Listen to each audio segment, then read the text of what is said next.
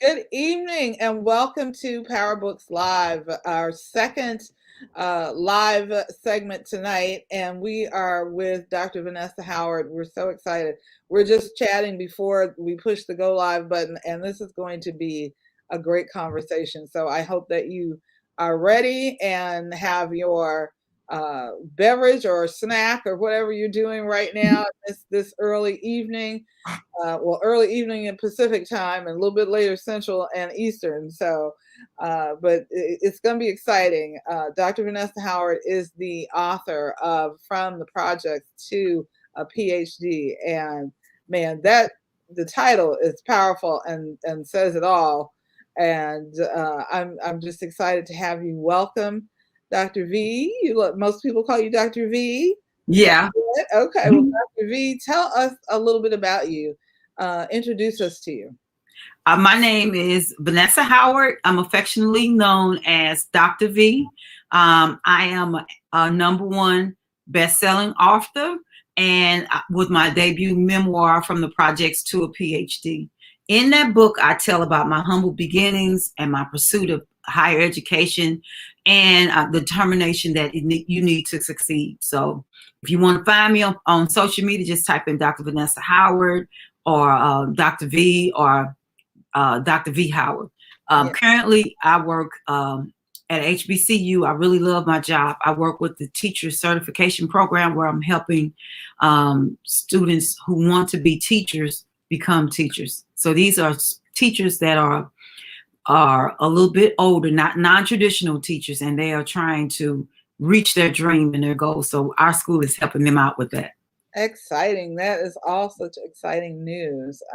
Also, I have the links to Dr. V's social media in the blurb for the Go Live, and you can find it in the Power Books group and on the Power Books page on Facebook as well, so that you can, there's plenty of ways for you to get in touch with her.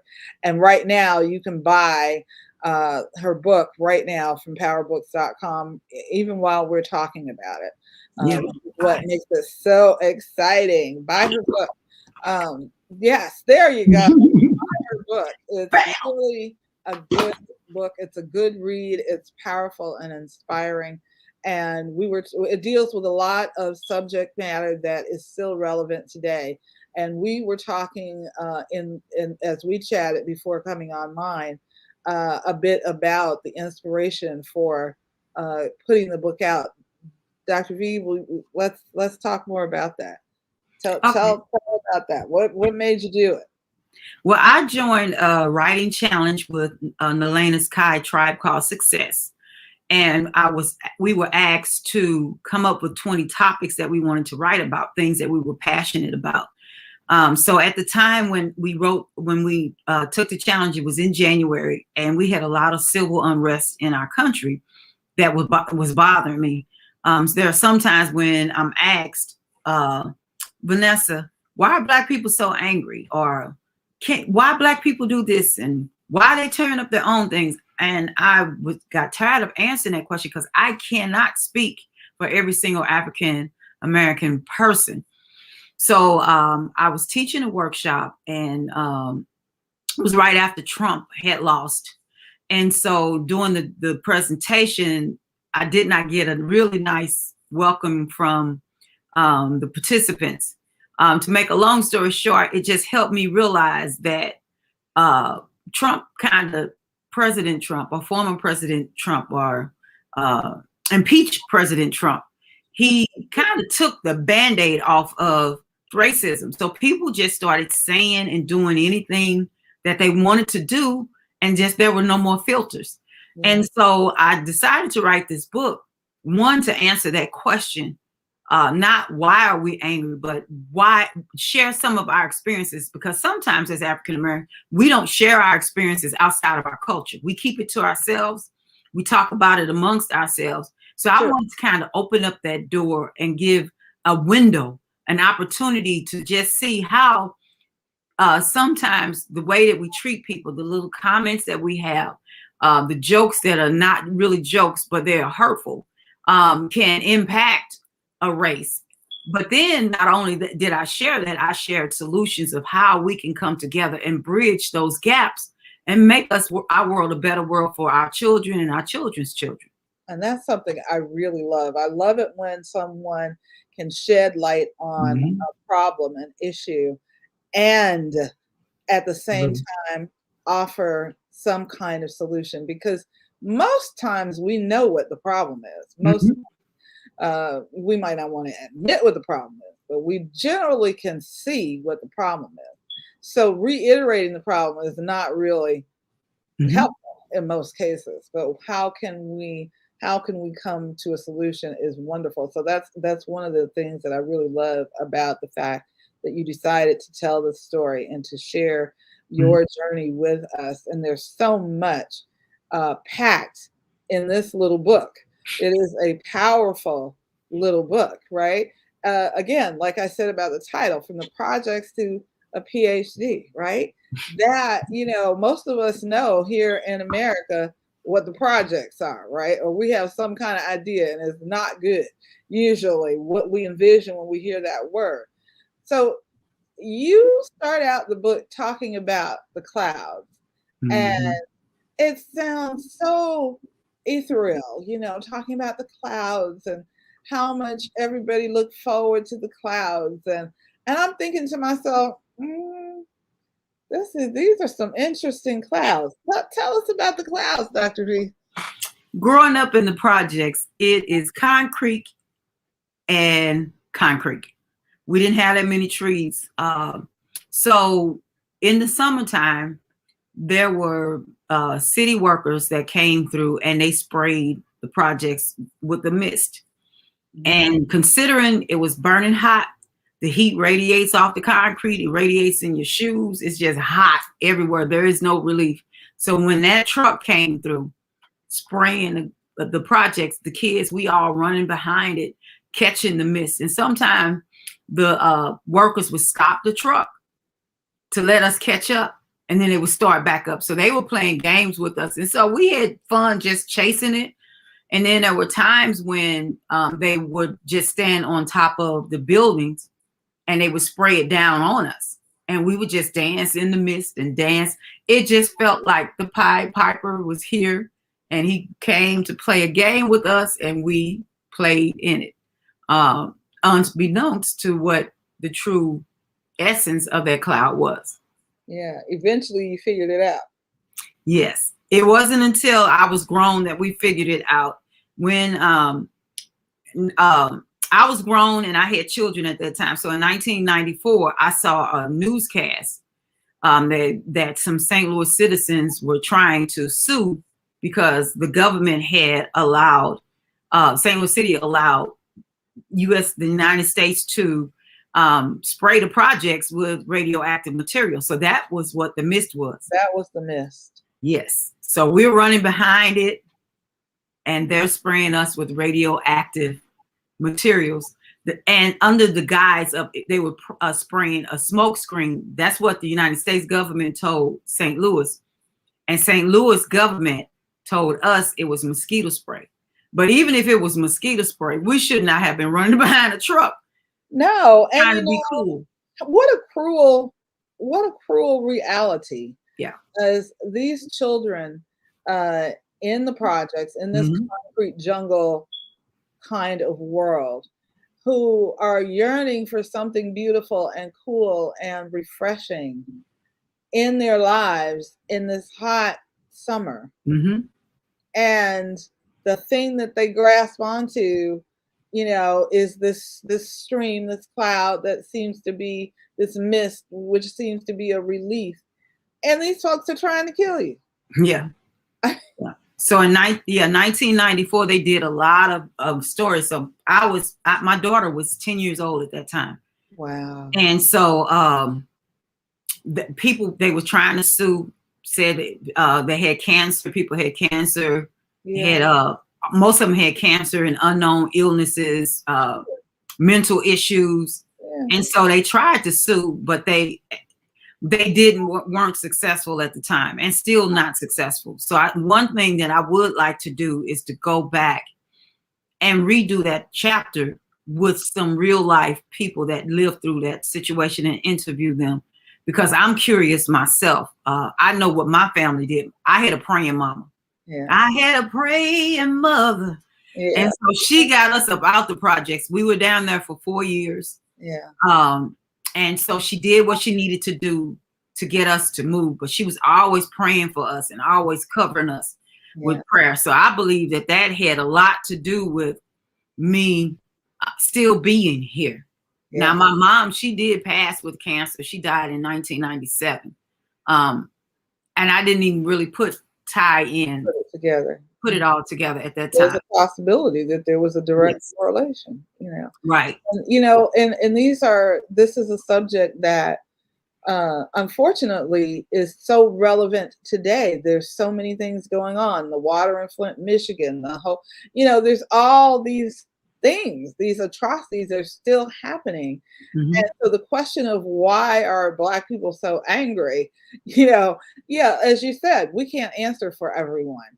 But why aren't other people angry as well is a question that I like to ask in my undergrad classroom.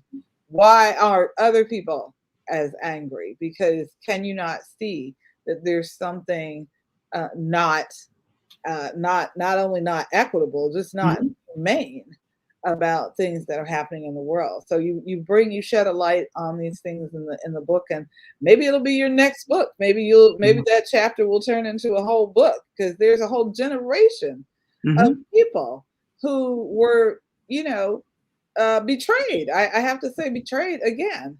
And then they were living a safe life and enjoying a wonderful thing when in fact they were being sprayed. And here's the horrible part.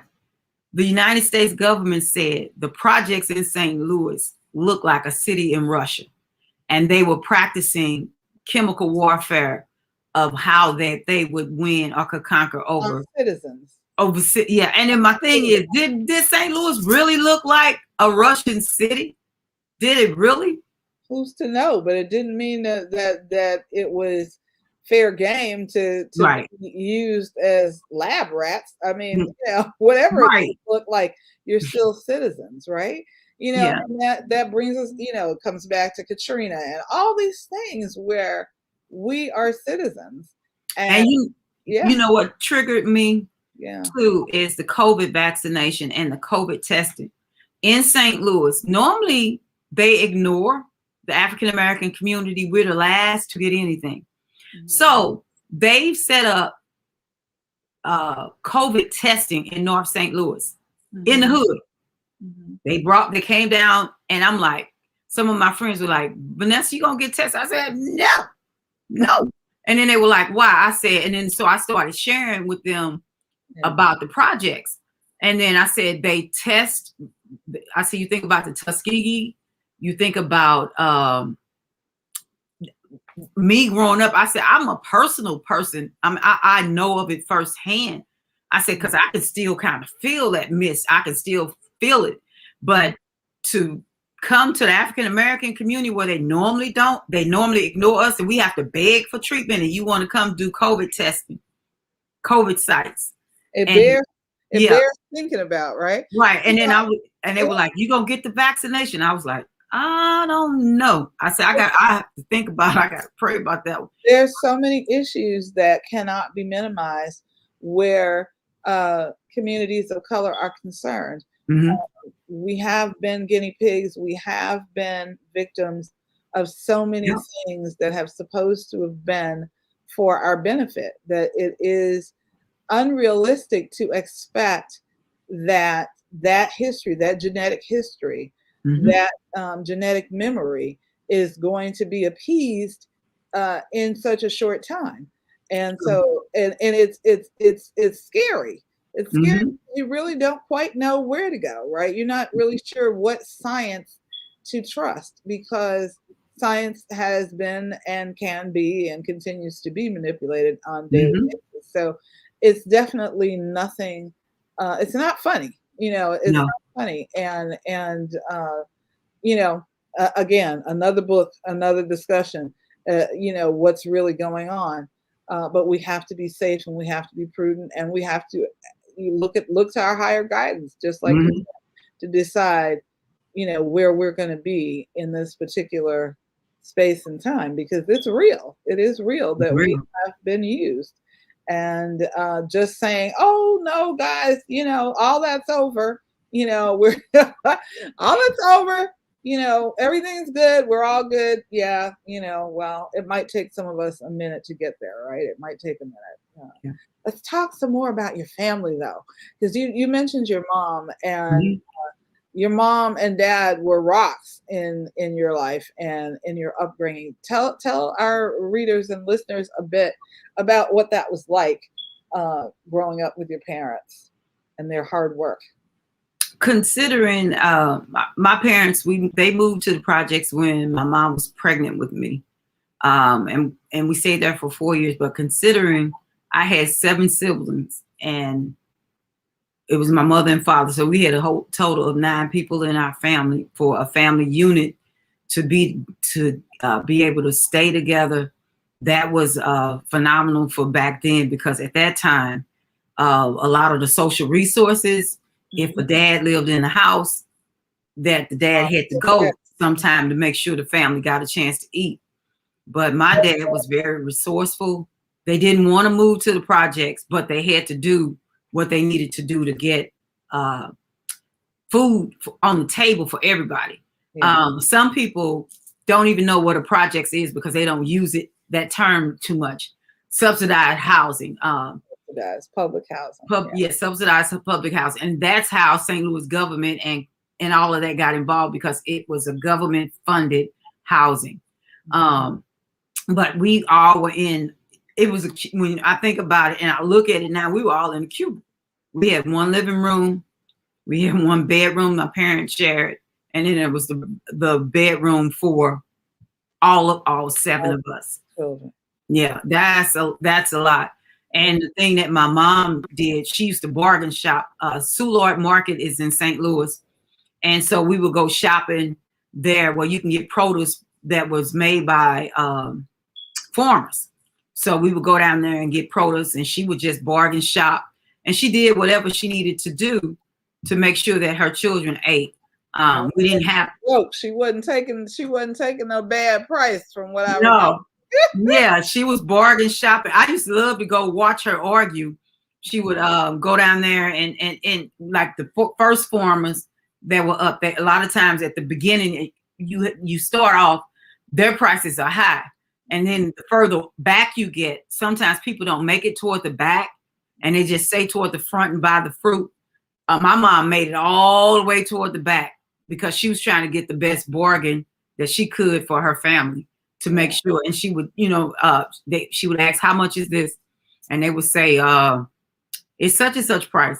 Oh no, I can get it back. I can get it cheap if I go back in the back. And sometimes they would tell her, come on back, mom, come on back, mom.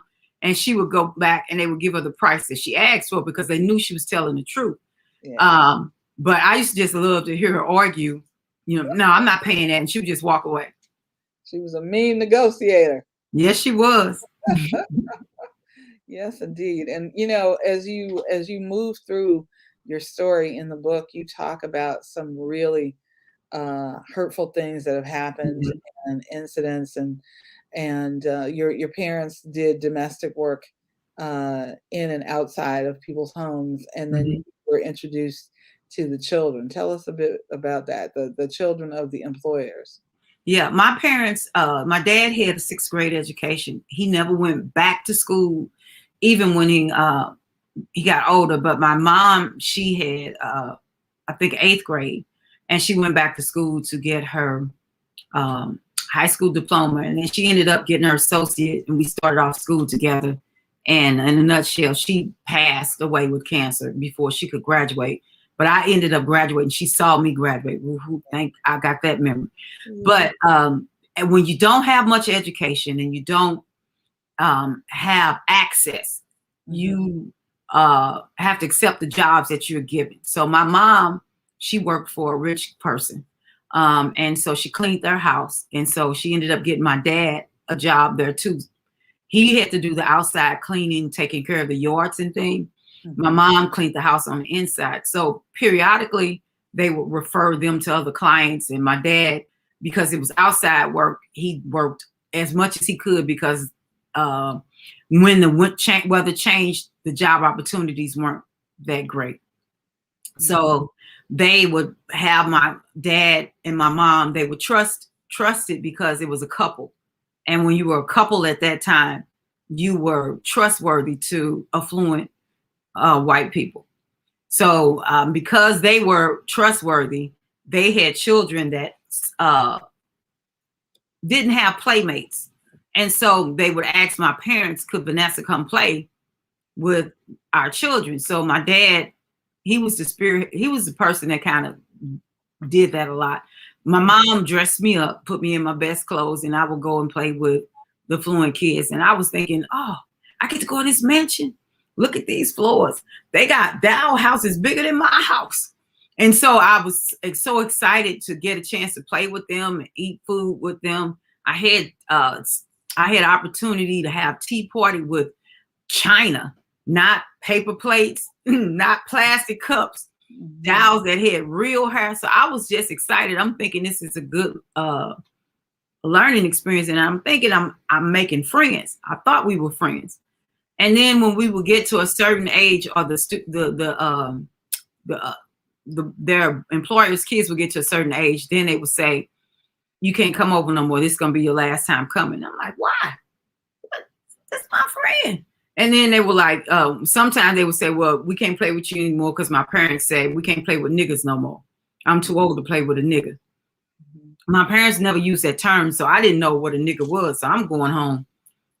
What's a nigga? And so my dad was like, "Where you hear that term from?" And I told him.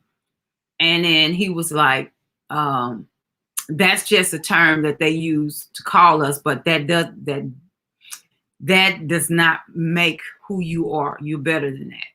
And so because they were his employers, he was kind of protective of them more so than protective of his daughter. So the more that began to happen to me, it kind of took a toll on my self-esteem. Just painful. Yeah. Yeah. And then so good enough yesterday, but today, all of a sudden, everything right. changed. So in my head, I'm saying, I was black when I came. What changed? What difference did it matter? And then so that kept happening. And then so one day I just talked to my parents. I was like, "Look, I can't do it anymore." I said, "I'm tired of being called a nigga." I said, "Every time I make friends with them, then I got to stop. That hurts." And so they said, "Okay, you don't have to do it anymore." So then my neighbor, she was a domestic. And so she had a girl named Cindy. And she said, "Vanessa, I got a friend named Cindy, a girl named Cindy. She's an only kid. And would you play with her?" I said, "Nope." And I was like, I'm thinking my parents got me. Oh no, I don't have to do this no more. And so she was like, "I'm gonna give you a quarter every time you go." And I was like, "I can buy a pack of now, ladies." Back then, a quarter went a long way. So I was like, "Okay, yeah, I'll do it." An entrepreneur. Yeah. And then so I was thinking, okay, I already know it's not gonna last long. I already know it's going that they're gonna, after a while they're gonna say you can't play with her anymore.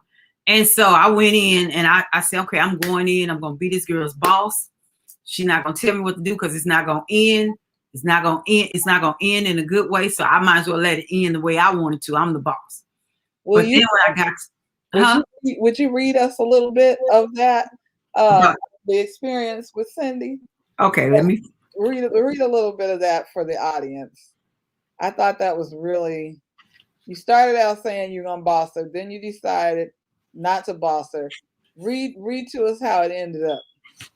Okay.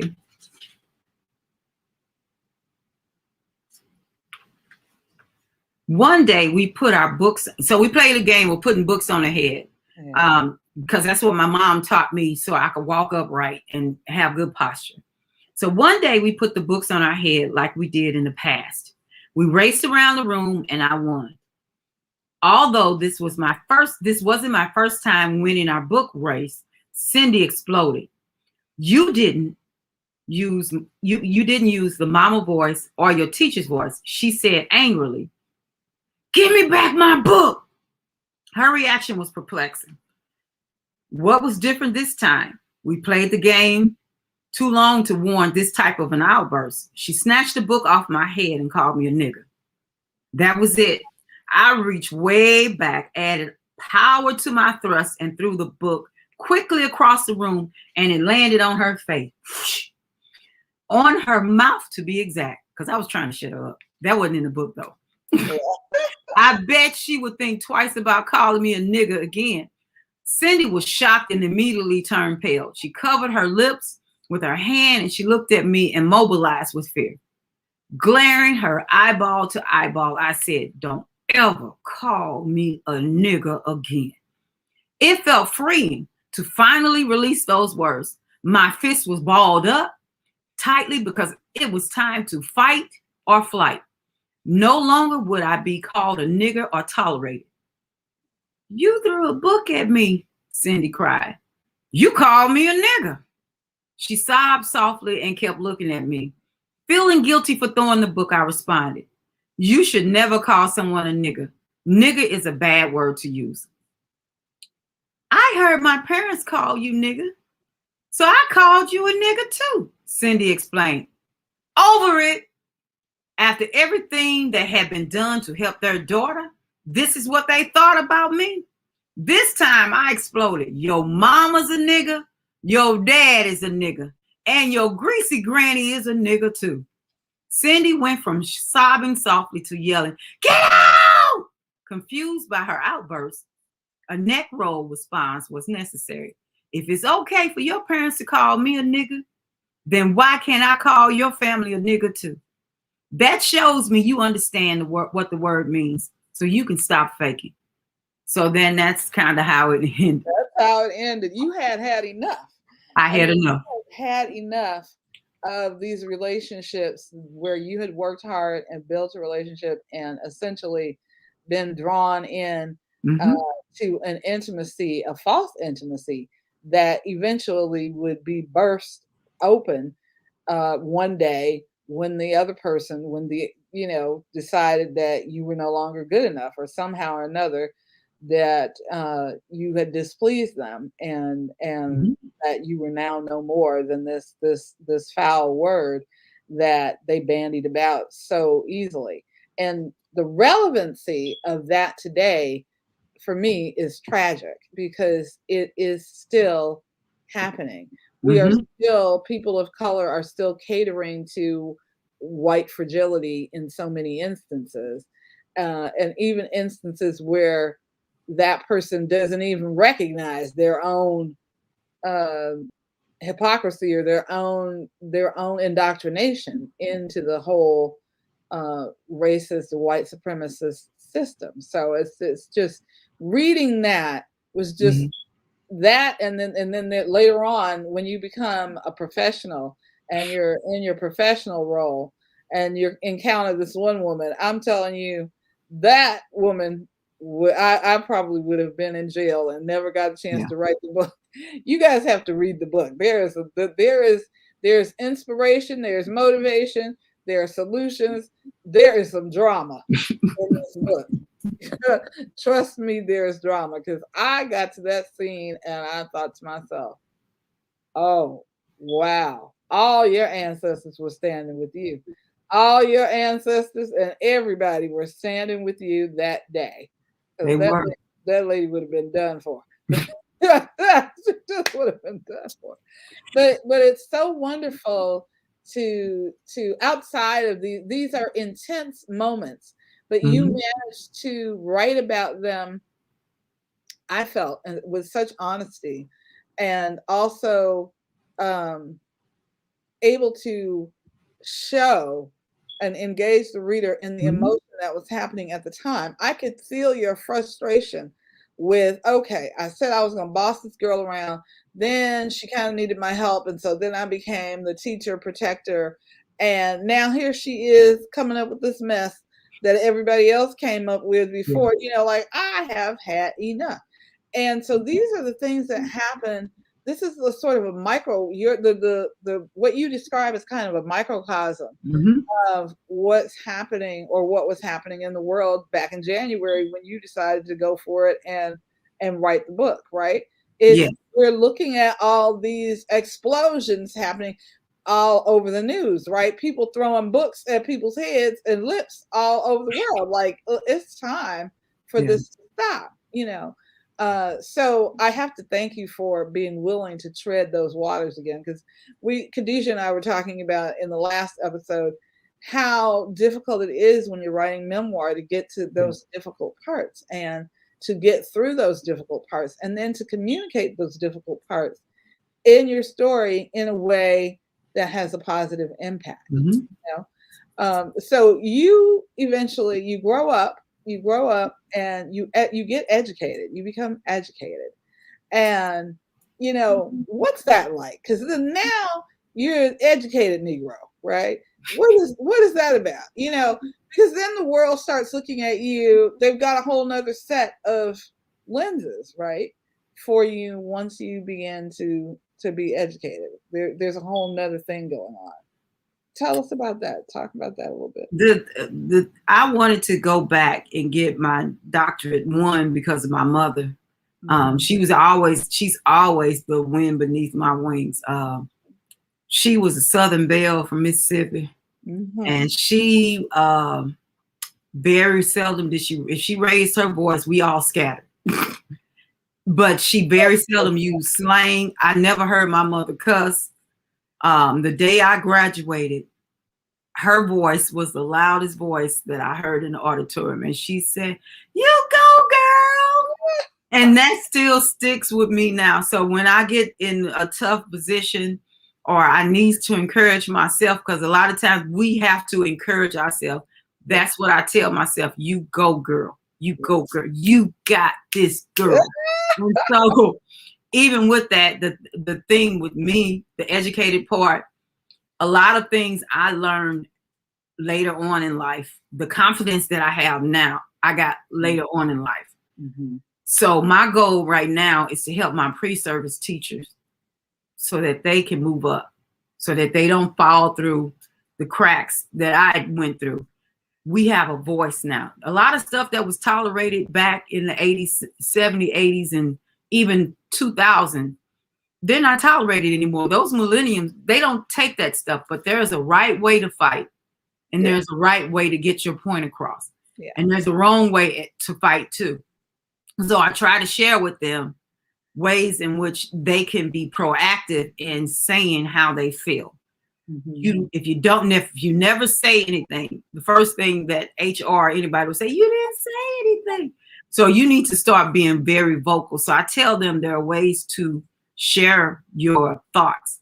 That if somebody is making you feel uncomfortable, just say, you're really making me feel uncomfortable how you're talking to me. If you never have that conversation and you never say that, if it gets to another level of uncomfortableness, someone can say, you never said anything. I didn't know it was a problem. But you always have to be an advocate for yourself. But you have to do it the correct way so that people can hear you. Because as a Black woman, sometimes it can be stereotypical. She's an angry Black woman. So I have to be careful how I say. I have to smile when I say it. I have to say it in a question, but I still get my point across as necessary. But sometimes the millennials, they don't want to wait. They don't want to be politically correct. But no, they want to do what I wanted to do when I was reading that scene in your book. But you know, I think you're bringing up something really important though. In academia, there is still there are huge hurdles still for people of color to sort of monitor how we communicate and monitor how we manage our feelings and monitor how we manage the feelings of those who are running roughshod over ours. This is still something that's happening, and you dealt with this as a student in your studies, your undergrad and graduate studies, and then when you became a professional and you're actually gaining your own ground in your career, you're continually dealing with this. And what do you hope that women reading your book will walk away with? I hope that women reading my book will walk away with that you can have strength without having strife. You can have strength by you don't have to act like a man. You don't have to be violent. You don't have to raise your voice. You can get your point across very easy. I'm very uncomfortable with how you're speaking to me. I've said that before. Oh no, Vanessa, I didn't. What did I say? I said you're making me feel unvalued. You're making me feel as though I'm not part of the team because you're not including me. You can just speak your mind. You can go in the bathroom. You can cuss in your head. You can go and say whatever you want to say in your head, and then stop, pause, and smile and get your point across. Sometimes it's the way that we respond. We may be right, but the way that we respond, if we respond explosively, nobody's going to hear us. They're going to see the action, and that's going to cloud the event or cloud the issue. Yeah. So you have to be very strategic. The Bible says, be wise as a serpent, but harmless as a dove. What's more wise? Is somebody slipping around? But you got to be wise. You got to be wise in what you do, especially when the higher up you get, because sometimes that one comment that you make can make you lose that $100,000, and then you backpedal in making $20,000, $30,000 a year. So you don't let nobody run you off of your job. You stand your ground. But you stand your ground in dignity. You don't have to be. One person told me when they read my book, "You was a punk, Vanessa." No, I wasn't no punk. Oh, I didn't get that at all. Yeah, I just pick and choose your battle. King said best. You gotta know when to hold them, know when to fold them, know when to walk away, and right, when to run. I love it. Oh my God, I love it. I love it. You do. I mean, you do. You have to know when to do what and how. And for that, you need your own discernment. So you have to be in tune. As Pooja and I were talking about in the last episode, you have to be in tune to who you are. And you had a rather treacherous terrain to navigate. So your entire upbringing, it seemed to me, as I was reading the book, prepared you for some of these arenas where people were questioning your authority, where people were questioning your background, your credentials, and you were thoughtful in how you responded, is what I got from things in the book. I mean, even though I say there's the episode where I wanted to beat the woman up, I understand and respect as a professional that was not the thing to do in that moment, right? It is I meditate and I pray so that I will not beat up people. Okay. It's not that it's not in me. It's not that it's not in me. It is that I work to bring up the more positive things about myself so that I can conduct myself in a certain way. And that's what I got from reading from the projects to the PhD was, this is where, you didn't let your not your upbringing, because your upbringing was great. You didn't let the trials and tribulations of how you grew up. You didn't let the mist cloud your vision.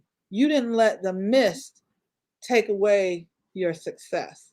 You didn't let the mist just like envelop you, right? Or caused you a cancer in another way, right? You didn't let it deter you, and so I'm so proud to have you here talking about from the projects to the PhD, because some of us now still have to live in public housing.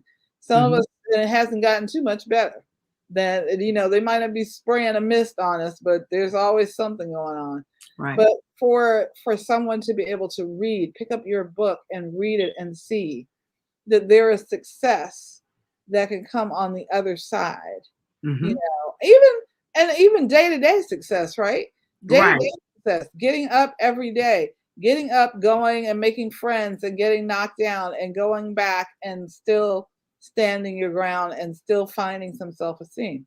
So even the little successes are celebrated, I think, in your story. So Yeah. I don't know what they were talking about, but I didn't see any punks in that book. Not at all. What I saw is a very strong woman determined to be about her business and not have that, not have that focus thwarted with outside things.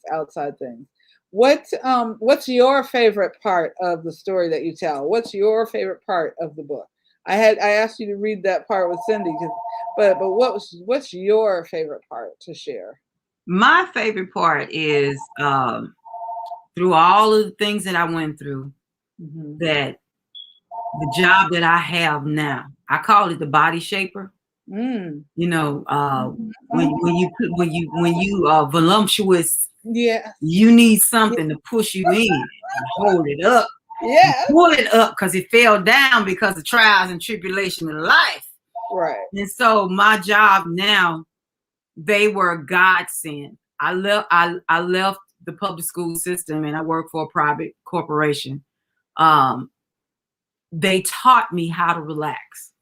They were like, you too wound up. Hold up. So I had to meet with my manager once a week, and my manager would say, Vanessa, what did you do for fun this week? Well, I worked and I did this, I did that. Nuh-uh. You need to do something fun. When I talk to you next week, you better have something fun. They started telling me, you're beautiful. And guess what they did? This is a nationwide company. They I teach workshops. They took pictures of me and made me the print model. Yes, yes, nationwide campaign at Yeah. 57 years old. My picture splashed all across the United States with the company that I work for. And not only that, they let me edit the book. They just took everything that I've been trained to do, all of my strengths. Yeah. That company use it, and they promote me, and they allow me to be myself. I don't have to pretend. I don't have to speak in proper English and all the time sit up.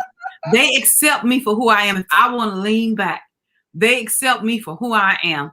And it's a company that's based in Boston. They don't care about my color. They care about the qualifications and what I add to the company. And to work with somebody like that, that's a godsend. It It really is. It feels like all of the years of suffering kind of prepared me to do what I'm doing, Yeah. but it's all worth it now. It's all worth it now. Rewarding. It's rewarding, right? It's rewarding Yes. for you to be acknowledged, for your talents to be Mhm. acknowledged, and for your skills to be utilized, and on a nationwide platform. That's Yes. just fabulous. One of the things that, as a teacher myself, I was very impressed with your work in literacy and with your specializing Mhm. in reading. And Mhm. we spent a lot of time talking about that. But would you say a little bit about that and what that's been like for you? Given your journey. Yeah. Okay, I am a dyslexia practitioner. So that means that I can diagnose someone that has dyslexia, and I can also provide a treatment to help them. What helped me was the pandemic. I Mm. started volunteering and I started tutoring my friends, kids, and anybody else free. Because when you isolated, you like, I want to talk to somebody. I got to talk to somebody. So I took that skill, Yeah. and instead of charging people, I allowed their friends, I bought Zoom.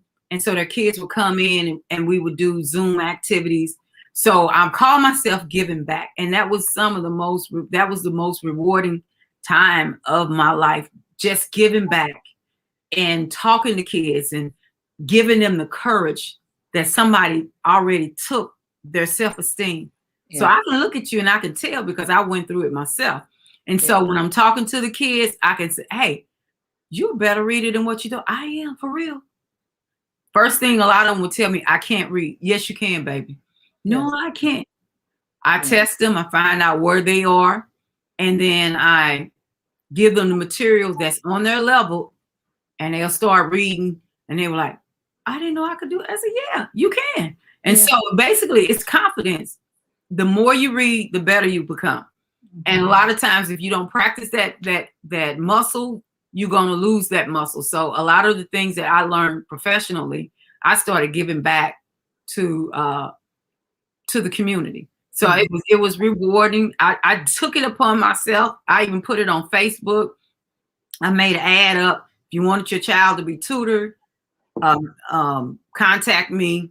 And so it gave me an opportunity to practice what I preach. So if I could tell a teacher how to work with a kid that has dyslexia, and I don't never work with kids, then sometimes you lose. You need to sharpen your tool. You'll lose what you already have if you don't do it. So that was what I took from my talent, giving back, and I still would do that too. I would do that now.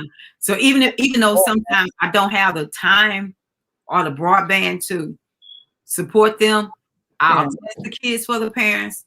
I'll give them materials that the kids can read on their level.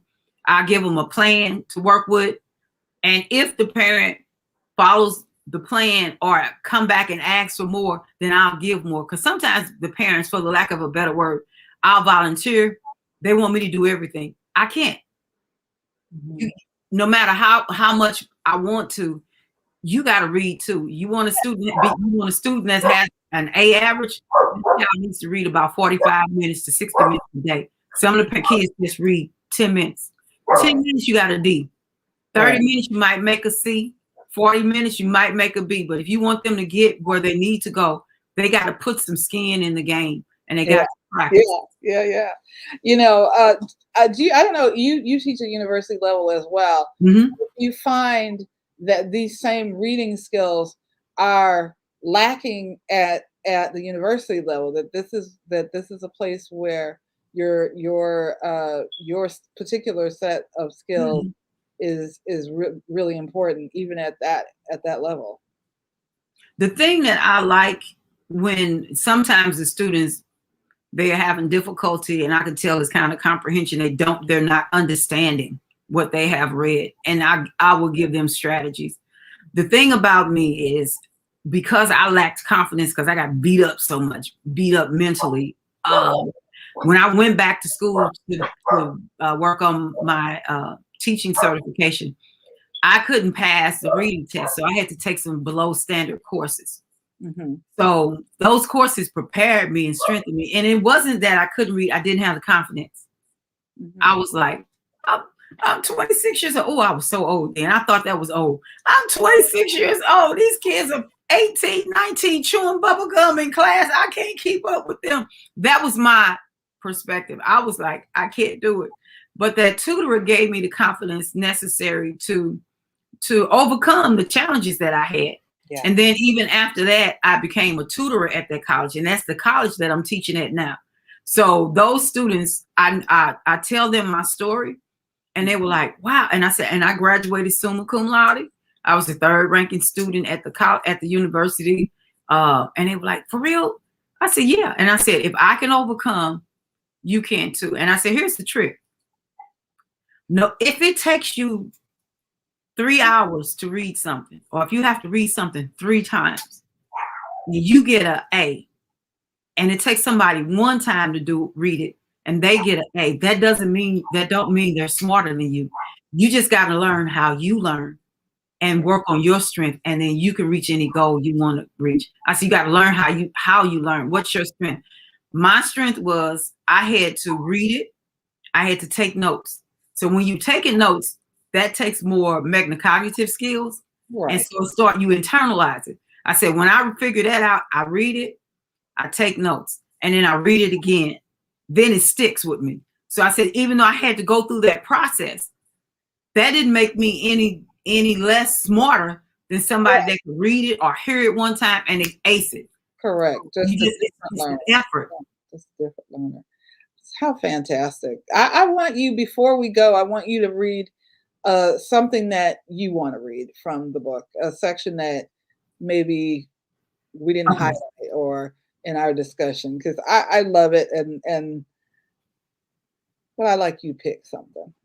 Okay, I'm picking the last chapter. It's called Courageous Conversation, and I'm just going to read the end part.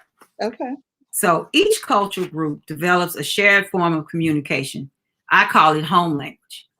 This specially designed form of language or communication creates a safe sense of belonging. Not understanding the nuances of language can create barriers and misunderstandings between different cultures. The language that is developed or created evokes emotion. Home language is used when you have difficulty expressing your thoughts using standard English. So when a person is emotional, they generally resort to their home language. Mm-hmm. Culture directly impacts the way its members communicate. Social norms are created and generally shape the way each person in the group communicates. As humans, we want that authentic experience with a person. I'm going to share with you several strategies to assist you with effectively communicating across cultures. And I'll just do two. Know yourself and be aware of your biases, your subconscious bias and your conscious bias. Develop authentic relationships around mutual interests. Focus on what you have in common. And one more. Don't rush to judgment or generalize a culture. Never say never and never say all. How many times have you been at work and you walk by your colleague and speak and they don't say anything to you? Mm-hmm. But as soon as they need something from you, hey, Vanessa, how you doing? So just speaking, like my mama said, it doesn't hurt to speak. You don't have to like a person to speak. But when you just speak and show yourself friendly, you're showing somebody you care about them. But just walking past and ignoring them, you will never make bridges so that we can all come together. So when you are thinking about how can I help, don't laugh at jokes that are inappropriate, because when you laugh at them, you are saying it's okay. Right. Say something. You can say something. You can say, that's not funny. That's not cool. And that's not cool because you're making somebody else look bad or little and making yourself look big. So if you never speak up and you never correct your friends, we can never affect a change. So just open up, get out your social bubble. I do it all the time. I can get out my social bubble. Sometimes I don't want to. I want to stay with my friends. But you have to get out of it so that you can know other people, know other cultures, and that makes your life richer. Yeah, absolutely. And, reading this book is going to make your life richer. I want everyone out there to get from the projects to a PhD, because it is an excellent guide. And again, as we talked about during the segment, not only does it shed light on issues that are still relevant today, but it also provides solutions. And I know it sounds. You please tell me that you use that last bit, that last chapter in your current work that you're doing. Yeah. And most of those are based off of experiences that I've had. Yes. Yeah. Yes. And what's the next book that we can look forward to? Because I didn't even talk about the fact that you write fiction. And so what's the next book that we're going to be having a chat with Dr. V about? Well, I'm working on a book called Pleasures, and it goes with the series with Nalena Kai, Tribe Called Success. We have a series called Pleasures that should be coming out before the end of the year. And then I'm also working on a book called Grateful Hearts, and I'm talking about Miriam in the Bible. So when you read Pleasures, it sounds like what it is. So don't think doctor ain't. I'm a doctor, so doctor knows best. So take and call me in the morning. But the book about Miriam that I'm working on, it talks about the things that Miriam went through, and then I compare my life to the things that she went through as in the Bible. And then the last thing that I'm going to work on, I'm gonna start that now, is I want to go back and finish and do a more detailed version of this book, talking about that project experience specifically. So we're going to get an addition too. All right. I'm loving it. Awesome. Thank you so much, Dr. V, for spending part of your evening with me and the Power Books Live crew. Thank you all for joining us in this discussion. And, I hope that you were edified and elevated by it. And look forward to having more chats with Dr. V and other authors of her ilk as the show continues. Thank you so much. You enjoy the rest of your evening. Thank you for the opportunity. We'll see you back soon. Okay. All right. Bye now. Bye.